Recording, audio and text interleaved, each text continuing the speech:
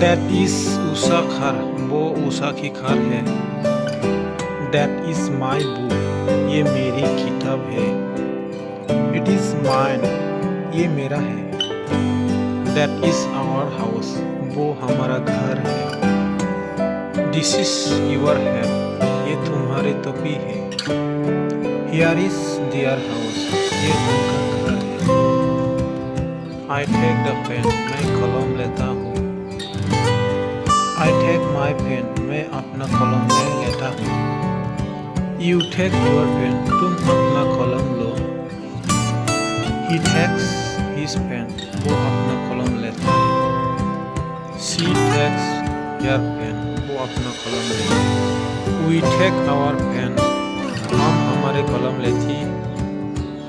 You take your pen, आप अपने कलम लेते।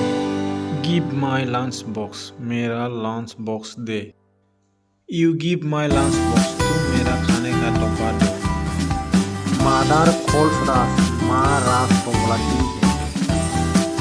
He calls Ras, वो रास को बुलाता है।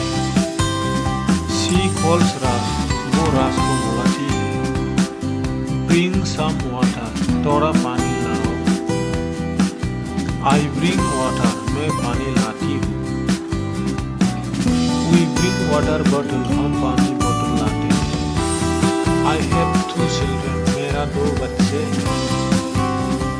I have 2 sisters, मेरा 2 बहन हैं। You bring water, तुम पानी लाते हो। They bring water, thank you, ये पानी टैंकी लाती है। Thanks,